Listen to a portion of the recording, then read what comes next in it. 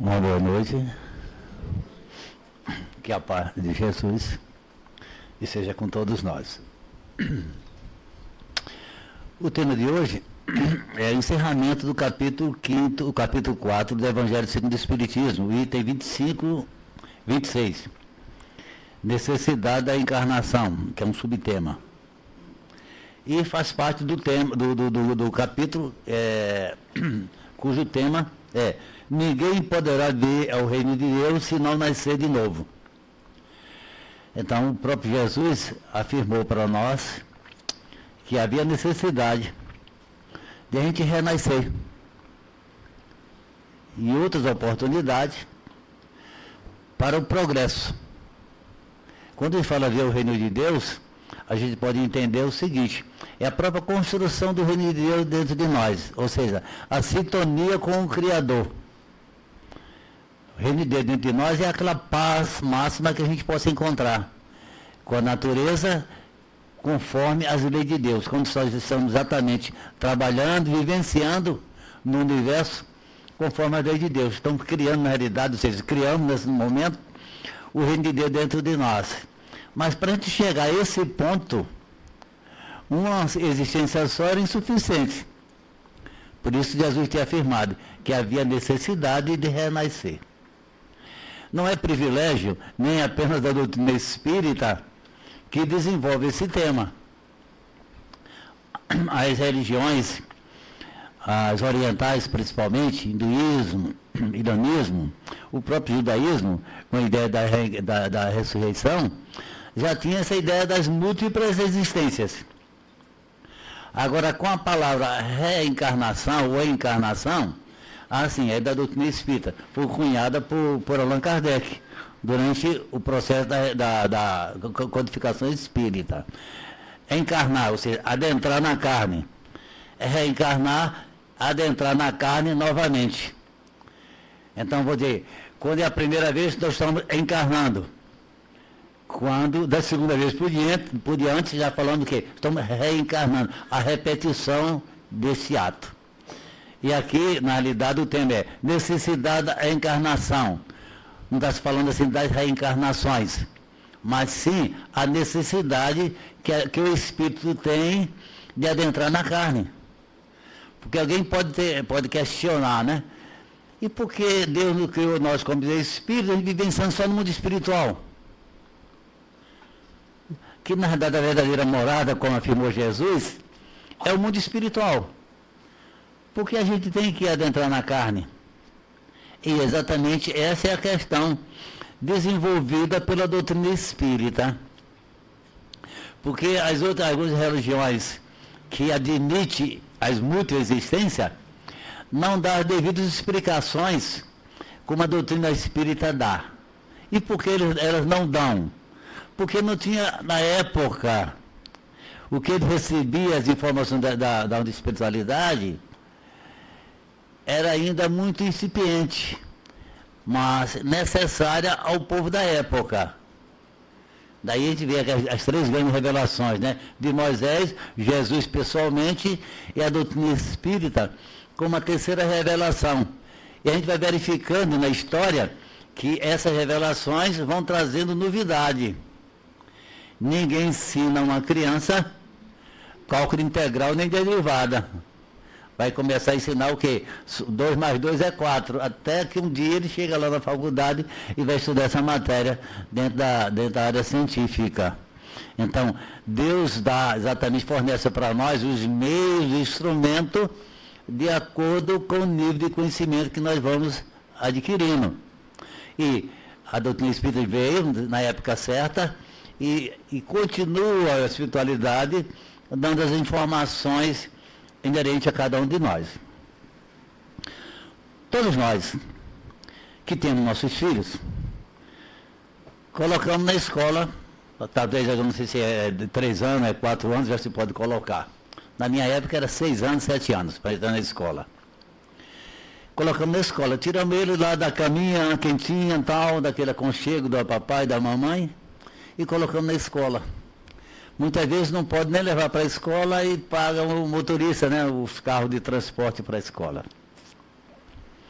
já dói um pouquinho no coração, principalmente da mãe, né? Acredita, né? Puxa, meu queridozinho, minha queridazinha lá, e aquele motorista vai levar direitinho. Chega na escola, os outros companheiros lá, será que vão ser amiguinha, ou dar um cascudozinho lá, um tropeçozinho, ela cai, pode se arranhar? Ela vai encontrar professora amorosa, com direitinho, ou um pouquinho, alguma delas aí, ou ele, um pouquinho mais duro, que vai deixar meu filho mais triste. E aí vai, né? Questionando. Aí vem as provas. Nossa senhora, né? Prova.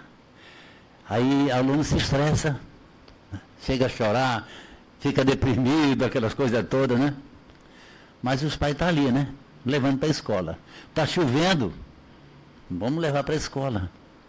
E assim vai, né? Pode até, antigamente repetir o ano, hoje em dia parece que não pode mais repetir o ano. Podia até repetir o ano. É um sofrimento para os pais. Mas o pai continua colocando na escola. Vai ter que chegar um ponto que o pai não vai mais matricular o filho na escola.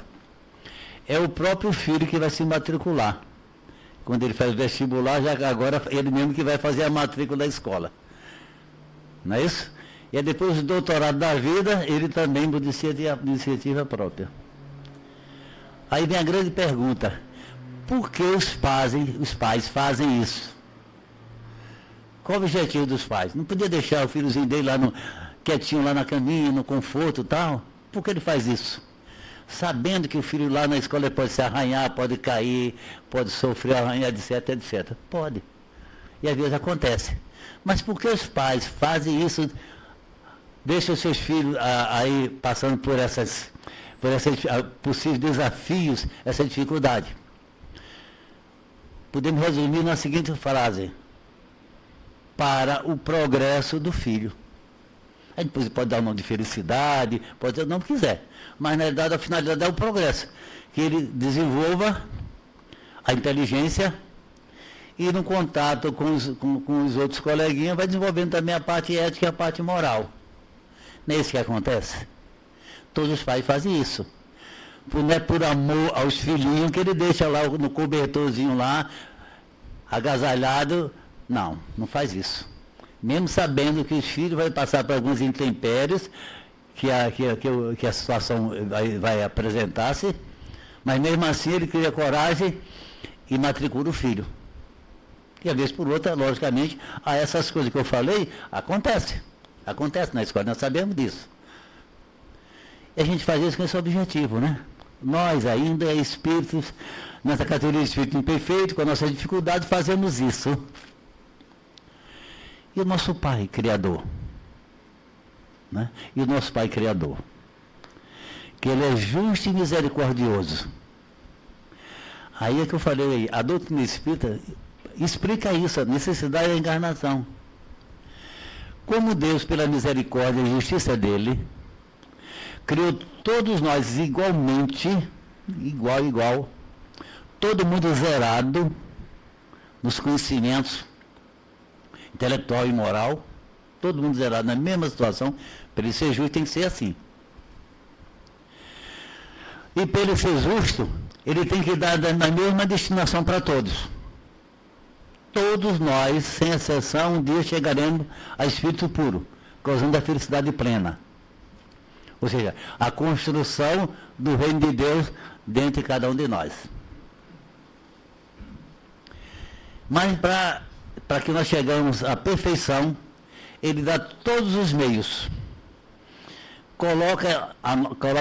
Nos coloca nas escolas. Inicialmente as escolas obrigatórias. Ele faz a nossa matrícula. A gente não quer, mas ele obriga a fazer a matrícula. Vai não, você vai ser mais matriculado. Você vai reencarnar. Vai sim, porque você precisa. Até que um dia a gente vai fazer a matrícula sozinho. A gente pede para reencarnar. E vai ser um dia, lá na frente, bem lá na frente, alguns bilhões de anos, que a gente vai ser ministro de Deus, mantendo a ordem e a harmonia no universo. Exemplo, Jesus Cristo. Espírito puro, Messias, entre os puros, é o Messias que se responsabilizou de cuidar de um planeta, desde a sua formação, e dando todos os meios, e só nas condições de espírito puro é que pode fazer isso. Daí a gente verifica que a encarnação e as reencarnações é exatamente a essência da justiça e da bondade e da misericórdia de Deus. O que a gente verifica hoje, os exemplos que nós verificamos, e achamos que ali não está a justiça de Deus, está plenamente a justiça de Deus. Eu, quando era pequeno, eu presenciei um anão, morando na casa de Taipa, quem é do interior talvez saiba que é isso aí, no chão batido, frio, pequenininho, não passou poucos anos, morreu, desencarnou. Família pobre, eu era criança na época ali, como criança ele não consegue captar muita coisa, mas isso é de tal maneira que a minha memória veio isso aí, na minha memória. Aquilo me chocou na época. Depois eu vejo, estudando a obra de André Luiz, no livro Ação e Reação, a figura de um anão, Sabino, morando com a mãe Poliana, numa choupanazinha, igual, parecido com aquela que eu presenciei na minha infância. Ela e a mãe. Na minha época, não, tinha mais filhos. No caso agora de Poliana e o anão Sabino, era única, ele e a mãe. Pobrezinho, passando dificuldade, era um pouco adoentada. De tal maneira que a equipe André Luiz veio socorrê-la, aplicando passe, energia, para dar mais uma revitalização nela, ou seja, uma sobrevida, né? Uma sobrevida, uma moratória, para que ela pudesse cuidar ainda do Sabino por algum tempo. André Luiz questionou a justiça de Deus, que André Luiz podia ser qualquer um de nós, certo? Propensos para o bem. Onde é que está a justiça de Deus? Uma pobrezinha mulher dessa aqui, coitada dessa mulher, com esse filho doente, nessa choupana, ele é doentado ainda. Onde é que está a misericórdia de Deus? Aí o Chico Druso falou para André Luiz. Aí, André Luiz, está exatamente a justiça de Deus. O Sabino, porque eu falei, foi criado simples e ignorante, ia chegar à perfeição, dando todos os meios. E às vezes a gente repete ano, faz alguma coisinha lá tal, que se atrapalha, aí Deus dá os meios para a gente voltar a caminhar para frente e para o alto. Destino à perfeição. Aí, André Luiz, diz o Druso, está a misericórdia de Deus. Esse pobrezinho anão, era um assassino feroz em outras reencarnações. Matou muita gente, muitos deles por prazer. E essa pobre mãe era uma comparsa dele. Talvez com menos culpa, mas é comparsa dele. E ambos estão resgatando num processo de expiação, que não é reparação, porque ali eles estão expiando propriamente dito. Reparação é quando você ajuda alguém. Eles estão exatamente expiando esse sofrimento. Eu, Sabino, diz Druso, o Sabino, não pode ter um corpo ainda perfeito. Porque ele tem ainda, não é extinto, ele tem ainda uma tendência assassina. Se ele vier com um corpo perfeito, possivelmente ele vai matar mais gente ainda. Ele não se recuperou ainda. Então ele está passando por esse processo, ainda com esse corpo deformado, porque é assim que ele precisa, para não poder agir. E essa pobre mãe, na realidade, também está reparando seus erros, ajudando o Sabino.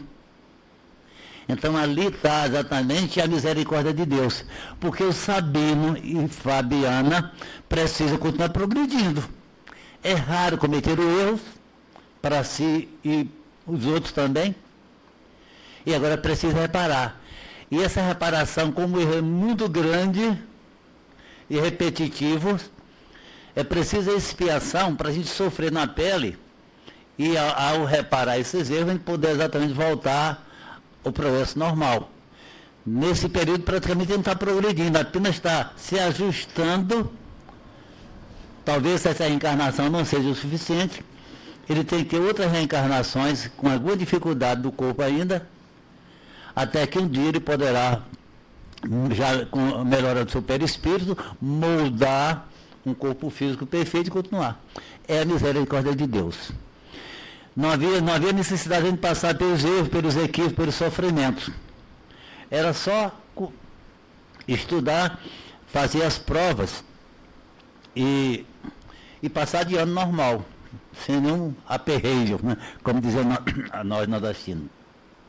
Mas às vezes, por negligência nossa, por alguns motivos, nós vacilamos e precisamos repetir de erros, de série ou de ano.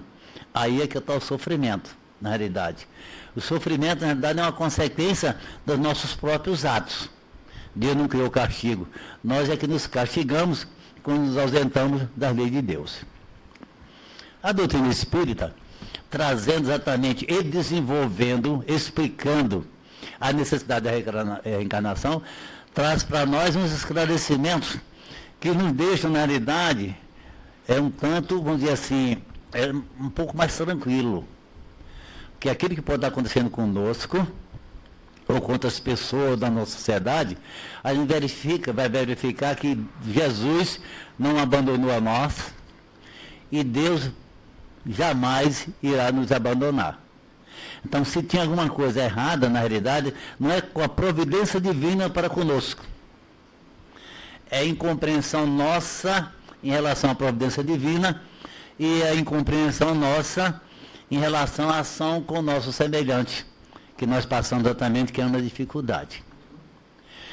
Numa pesquisa do IBGE de 2022, consta que 50% dos brasileiros afirmaram que acreditavam na ideia da reencarnação. Não, talvez não com o nome de reencarnação, que é muita existência. Pode utilizar outras palavras, mas o mais interessante é que a ideia, certo? Muitas existências, renascer de novo, etc. 50% da população brasileira. Mas quando ele vai verificar, na verdade, quanto é espírita de carteirinha, tá, pessoal? É espírita que levanta a mão aí, tudo bem, esse é de carteirinha. Porque às vezes ele está lá em cima do muro, né? Não tem problema nenhum ainda, né? Um dia ele vai tomar um partido, né? Mas se não der partido, não tem problema não. O problema é você captar a ideia. Então, 50% da população brasileira acredita na reencarnação. Não talvez com esse nome. Mas espírito de carteirinha é 2% da população. Então, 48%, e está no IBGE, 48% dos brasileiros acreditam em reencarnação sem admitir que é espírita. Porque, às vezes, muitos de nós frequentamos, às vezes, um centro espírita e continuamos como católico, como evangélico, talvez, não digo não, né? Mas talvez como católico, ou de outra religião. Mas é simpatizante por espiritismo e passa a frequentar algumas reuniões como essa, reunião pública. Então, aí veja, aí Allan Kardec ele verifica que a doutrina espírita não veio, na realidade, eliminar nenhuma religião. Não é o objetivo da doutrina espírita fazer concorrência com a religião, de ter mais adepto, olha, tanto por cento aumentou, agora é espírita. Não. O principal exatamente é a ideia espiritualista, não espiritualista, mas essa ideia da reencarnação, a ideia da providência divina, das leis divinas, o que somos nós, para nós iremos, que essa ideia deve ser disseminada para todas as religiões. A pessoa pode continuar com a religião dele, não tem problema nenhum, mas vai captando essa ideia, vai se soltando, vai se livrando das amarras, vão se livrando dos dogmas. Porque, infelizmente, talvez com ou sem as intenções, algumas religiões meteram medo para nós, em meio de nós, criar a dificuldade, talvez para vender facilidade.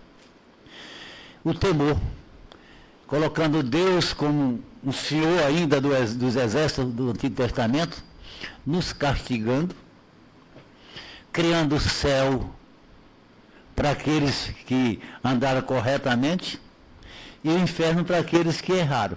Olha, aqui para nós, para expiação em prova, com as nossas imperfeições, quando você fazer uma média aí, dá mais gente para o inferno do que para o céu. E bem mais para o inferno do que para o céu. E agora, como é que fica? Porque quem olha assim, não, eu ainda fiz isso, aquilo e tal. E eu fiz isso, aquilo, vem cá, esse pecado aí agora. Será que eu vou mesmo ou não vou? É um tormento. Eu, quando eu era pequeno, eu ficava apavorado quando aqueles senhores chegavam lá na casa da mercearia do meu pai, lá no interior, e faltava essa história do inferno, de diabo, e eu ficava apavorado. E na hora que o diabo ganhar de Deus, que ele andava a um confronto. No dia que ele ganhar, eu estou perdido, porque o bicho era ruim mesmo. Aí eu digo, Nossa Senhora. Aí quando eu entrei no doutrina espírita, depois já um bom tempo, aí foi que, nossa, não era nem assim. Deus não criou nenhum espírito mau. E um espírito, depois de ter evoluído, jamais vai se revoltar contra o Criador. Seria incompetência do Criador. Seria incompetência do Criador criar espírito, e depois de evoluído, ele decair e se tornar maus espíritos. Não tem cabimento. É uma questão de raciocínio. Por isso eu digo, a doutrina espírita, temos que raciocinar, temos que refletir, temos que filosofar no bom sentido, para a gente compreender. Deus é misericordioso e justo. Não tem nada errado com as leis de Deus. Ainda nós estamos equivocados no nosso raciocínio, na maneira de enxergar o nosso próprio Criador. Porque são duas coisas básicas que nos atrapalham. Mas ainda é inerente à nossa formação, à nossa situação. É a compreensão de nós mesmos e a compreensão de Deus. Quando a gente passa a compreender a nós mesmos, dá um bom alívio. Mas quando a gente começa a compreender a Deus, aí esse alívio exponencial, vai lá para cima. Mas por quê? Há uma explicação disso, das nossas dúvidas, nosso questionamento. No próprio livro dos Espíritos, dessas questões, a questão mais ou menos de 100 a 105, mais ou menos, diz o seguinte, dá 3 ordens dos Espíritos. Espíritos imperfeitos, bons Espíritos e Espírito puro. São 10 classes, mas vamos trabalhar só nas 3 ordens. Espírito imperfeito recebe muita influência da matéria. Atua na matéria, mas recebe muita influência da matéria. É o nosso caso. É o nosso caso. A gente não consegue nem dominar o nosso corpo físico. Aí vem os vícios. Ainda culpamos que a carne é fraca. Fraca somos nós, espíritos, que não cuidam do próprio corpo. Tá? E daí a gente verifica todos os nossos vícios físicos e também espiritual, é consequência da nossa capacidade, a incapacidade de trabalhar na matéria sem ser influenciado pela matéria. É a maioria dos habitantes da Terra. Tem aqueles espíritos logicamente mais evoluídos que vêm para cá nos ajudar. Mas grande parte de nós ainda, por estar num período de expiação e prova, estamos nessa situação. Lógico, então estamos transformando para um plano de regeneração, onde com certeza iremos mudar de categoria cada um de nós. E aqueles repetentes, aqueles violentos que não querem acordo nenhum, logicamente, serão convidados a reencarnar temporariamente em outros lugares no universo, até que possa retornar ao nosso convívio. É a parábola do joio e do trigo, né? Ninguém pode perturbar o outro indefinidamente. Deus deixa como instrumento, mas tem hora que as pessoas não podem, na realidade, continuar prejudicando os demais. A segunda categoria é de bons espíritos. Eles já atuam na matéria, recebendo agora pouca influência da matéria. Ele consegue atuar mais na matéria e recebendo pouca influência. No primeiro caso, como espíritos imperfeitos, eles estão passando por provações. Tudo é aprendizado. Tudo é aprendizado. Aqueles alunos ali dos primeiros anos, aí, primeira série, primeiro grau, segundo grau, estão passando por experiências e por provações. Está sendo provado tudo ali. Nas condições agora de bons espíritos, na segunda categoria, ele, quando ele reencarna por missões. Cada um com a missão maior ou menor, de acordo com a sua capacidade, que nem todos os espíritos de bons espíritos estão no mesmo nível, né?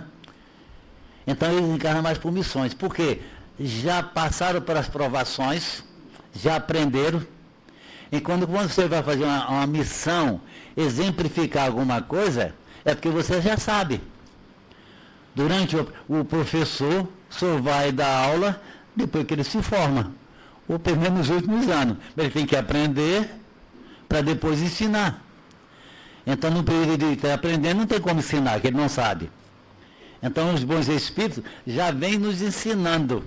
Então, aqui, na verdade, tem alguns espíritos reencarnados, e como sempre teve, já na categoria de bons espíritos, que vem trazer o ensinamento para nós. Porque já passaram por essa nossa fase, já aprenderam e agora estão em missões. E a terceira ordem é espírito puro, que são aqueles mensageiros diretos de Deus. E as missões deles, logicamente, é bem em nível elevado em relação aos bons espíritos.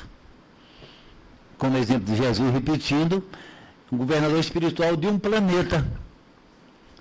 Presume-se na estatística, não é do IBGE não, estatística espiritual, que entre encarnado e desencarnado, vamos dizer assim, 28 bilhões de espíritos, 28, 30 bilhões de espíritos. Aqui nós somos 8 bilhões, né? Não fala a memória, 8 bilhões. Lá mais ou menos 3 vezes 24, 24 com 8 dá 32, não é isso? Então vamos dizer 30 bilhões de espíritos. Então Jesus simplesmente arredondando, cuida de 30 bilhões de espíritos. Lógico, ele não está sozinho. Quanto maior a empresa, mais precisa de assessores. No livro Caminho da Luz, do Emmanuel, fala exatamente sobre isso aqui. Sobre exatamente a formação da Terra e o desenvolvimento da Terra. E verifica que, na verdade, Jesus trabalha com equipe de espíritos para cuidar de cada um de nós. É tal maneira que um país tem seu guia, né? O planeta tem seu guia, o governador maior, Jesus, como guia e modelo, e cada um país tem seus guias espirituais, uma cidade, então aí vem. E que individualmente cada um de nós tem um espírito que cuida do nosso programa reencarnatório, que é o nosso anjo de guarda. E Jesus vindo como guia e modelo, e a gente pode seguir Jesus. Porque muita gente diz assim, eu não posso seguir Jesus, coitado de mim para seguir Jesus, podemos seguir Jesus. Que a gente pensa que seguir Jesus é ficar do lado dele. É muita pretensão, né?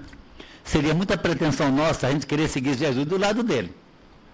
Então tem que ter um pouquinho de raciocínio. Vamos pensar o seguinte, olha, eu vou seguir Jesus, ele está não sei quantos quilômetros lá na minha frente, ou milhões de quilômetros.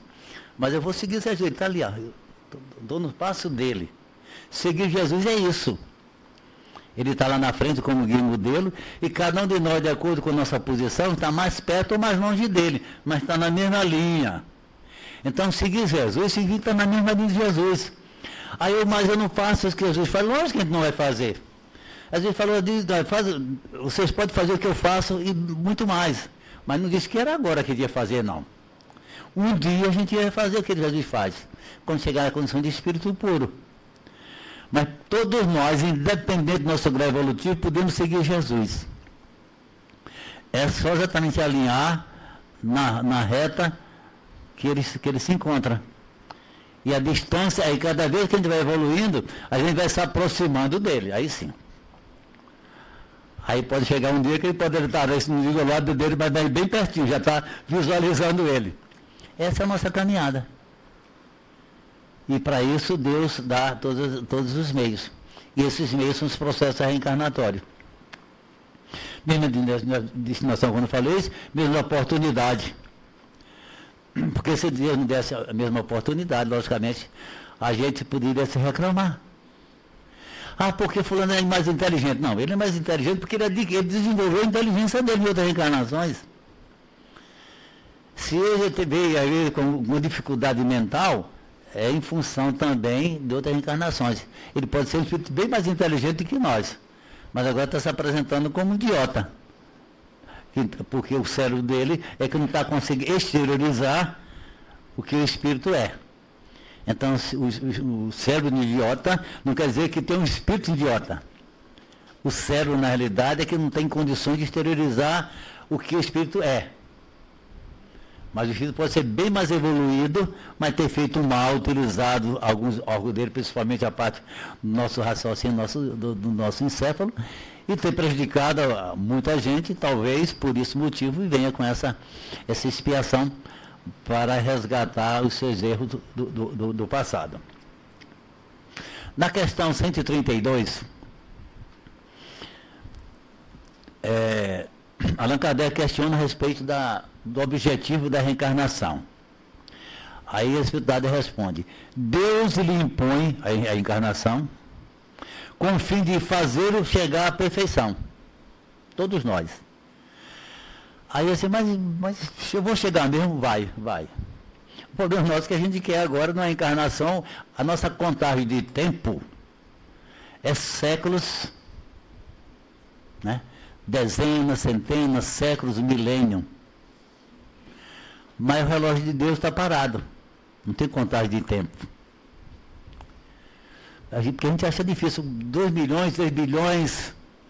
André Luiz diz no livro Evolução em 2 Mundos, que nós chegamos na época da razão como nós estamos, gastamos 1,8 bilhões, 1,5 bilhões de anos. Ou seja, um terço da idade da Terra, da formação da Terra, para chegar na nossa situação. Está no capítulo 3º da Evolução em 2 Mundos, se não for a memória. Certo? E a gente quer, na realidade, com uma década, com encarnação, agora tornar no espírito puro. Vai chegar lá, chegaremos lá. Antes da gente existir, possivelmente, Jesus é espírito puro, que a distância entre nós e ele, a gente quer contar dentro do cronograma aqui, do nosso calendário, aí fica complicado para nós, por enquanto. Para uns é expiação, para outros é missão, provas de missão. Para aqueles que procuram, na verdade, fazer as coisas de acordo com as leis de Deus, é apenas provas e missões. Expiação, só aqueles repetitivos, de repetições dos erros, que cria para eles essa situação de repetir. Quer dizer, um aluno, quando ele repete o ano, para ele exatamente é expiação em relação aos demais, que seguiram, tem outra turma e ele ficou ali. O sofrimento, né, de ver os companheiros lá na frente e ele ainda marcando o passo, repetindo o mesmo ano. E tem o objetivo ainda de pôr o espírito em condições de suportar a parte que ele toca na obra da criação. Nós somos co-criadores. Deus criou o princípio espiritual, que um dia se transforma em espírito, navegando pelo reino material, pelo reino da matéria, né? O reino dos vegetais, animais, o reino minerais inicialmente, reino vegetais, animais, até que ele transforma em espírito e começando a reencarnar no reino hominal. E criou o princípio espiritual. E permite que a gente trabalhe na matéria. Esse é o princípio da reencarnação. Deus criou a matéria, mas não criou a matéria-prima pronta. Criou a matéria-prima, que é o fluido do cosmos universal. Nós, espíritos, como co-criadores, trabalhamos nessa matéria, nessa matéria inicial, a matriz, que é o fluido do cosmos universal. Nós manipulamos essa matéria de acordo com a capacidade de cada um de nós e criamos toda essa estrutura que existe no universo. A Terra nem sempre existiu, o Sol nem sempre existiu, as estrelas da galáxia nem sempre existiram, pelo menos essa que é visível a nós aqui, e qualquer uma delas. Nem sempre irá existir, porque é um ciclo de modificações, de mudanças, permanente. E nós, espíritos como co-criadores, participando desse processo. Ah, mas eu não faço pouca coisa agora. Lógico que a gente faz pouca coisa agora. Mas Jesus participou da formação da terra, obedecendo às leis universais. As leis divinas, materiais e as leis espirituais. Participou da formação da terra. Fez com que ela tivesse condições de ser habitável por nós. Porque ele seria, logicamente, governador. Então, Jesus participou da formação da terra. Ah, Deus fez tudo, podemos dizer que Deus fez tudo, porque é com o consentimento de Deus. Nada acontece no universo sem o acontecimento de Deus. Mas Deus nos criou a gente sozinho, sem fazer nada. Por isso que Ele coloca a gente aqui para fazer. E a gente não pode fazer as tarefas do filho. A gente ajuda os filhos a fazer a tarefa dele. Certo? Né, meu João? A mamãe ajuda ali você fazer a tarefa. Não pode fazer só a tarefa, não. Aí você tira um 10, aí quem tira o 10 foi tua mãe, não foi você. A mamãe ajuda você a fazer a tarefa. Aí sim. É o que Deus faz. Deus ajuda a gente a fazer a nossa tarefa. Mas a tarefa tem que ser feita por nós, senão não temos mérito. Se a gente fizesse sempre as tarefas dos filhos, era 10, 10 e 10. Mas ele não tem esse mérito. Ele jamais iria aprender, porque ele não está fazendo, está passando o processo. Por isso que Deus permite e dá os meios para a gente mesmo conquistar. Conquistar o nosso progresso, a nossa felicidade. Nós somos co-criadores. Cada um em nível, tem vários níveis de co-criadores. Nós, como espírito imperfeito, somos criadores, talvez, ali no nível mais baixo. À medida que nós fomos elevando, estamos fazendo isso. Mas nós somos co-criadores. Nós criamos o nosso corpo para o nascimento dos nossos filhos. Deus criou o espírito, mas nós participamos desse processo de nascimento, que fornecendo o corpo. O papai e a mamãe fornecem o corpo para o espírito criado por Deus renascer. Então, no processo de nascimento do filho, nós participamos como co-criador de Deus, do universo, fornecendo a matéria, fornecendo o corpo para nossos filhos. Mas, na verdade, verdadeiramente, quem criou o Espírito, o Espírito foi Deus.